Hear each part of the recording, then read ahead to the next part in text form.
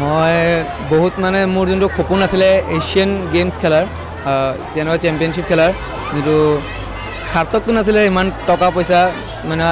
বহুত এমাউণ্ট আছিলে মানে তাত পেকেজৰ কাৰণে দিবৰ কাৰণে অহা যোৱাৰ আছিলে তো সেইটো ভাবি পেলাই মানে ভাবিছিলোঁ যে নেখেলোঁ বুলি এনেই চিলেকশ্যন পাইছিলোঁ ষ্টেটত মই চিলেকশ্যন পাইছিলোঁ কিন্তু তাৰপিছত যেতিয়া মোৰ ইনভিটেশ্যন লেটাৰ আহিছে শ্ৰীলংকাৰ পৰা তো মই মানে অলপ মনত কিবা মানে মনত উৎসাহ লাগিছে যে না খেলিব যাওঁ কিন্তু টকাৰ এমাউণ্টটো শুনি মোৰ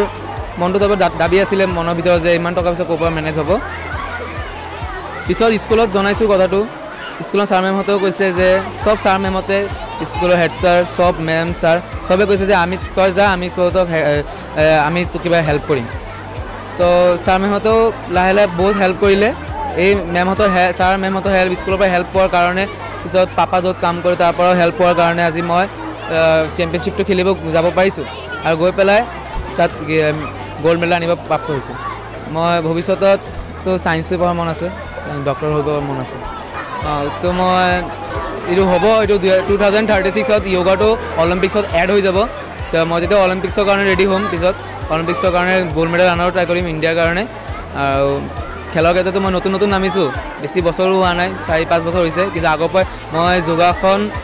নাৰ্চাৰীৰ পৰাই কৰি আছোঁ ক্লাছ 2 ড্ৰপো দিছিলোঁ ক্লাছ 6ৰ পৰা মই স্পৰ্টছৰ লাইনত সোমাই গৈছোঁ পৰা য়োগাটো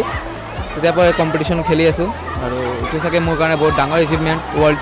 এছিয়ান গেমছৰ চেম্পিয়নশ্বিপত গ'ল্ড মেডেল অনাটো আৰু WFFৰ এইটো ফাৰ্ষ্ট টাইমেই যোনটো মানে ইণ্টাৰনেশ্যনেল লেভেলটো পাতিছে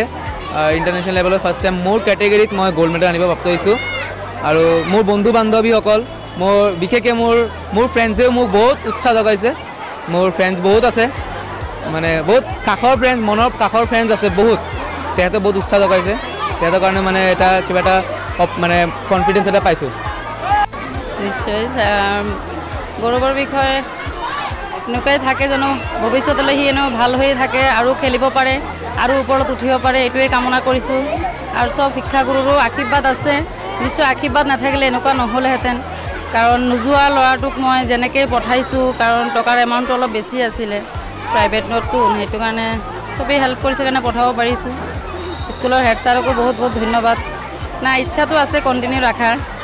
ৰাখিম চেষ্টা কৰিম পঢ়াটো কণ্টিনিউ কৰিব লাগে পঢ়াটোতো লাগিবই আমি তাক প্ৰথমৰ পৰাই যথেষ্ট উৎসাহ যোগাইছিলোঁ যেতিয়া সি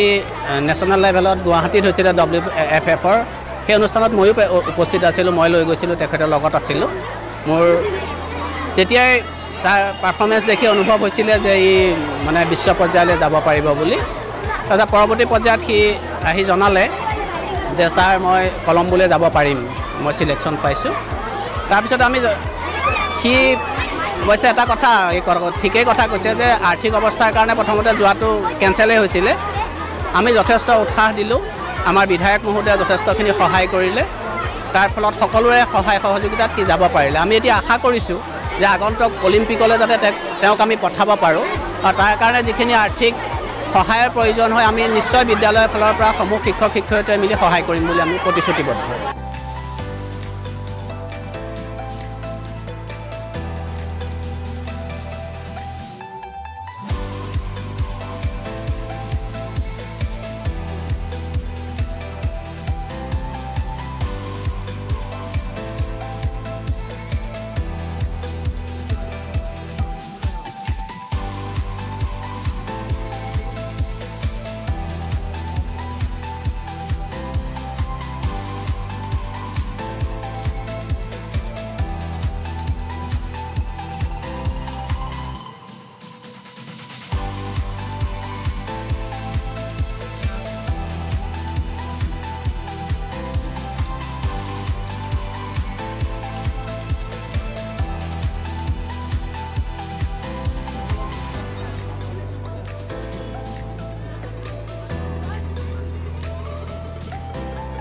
তোমালোকৰ সন্মুখত তিনিটা তেখেতক অভিনন্দন জ্ঞাপন কৰিছে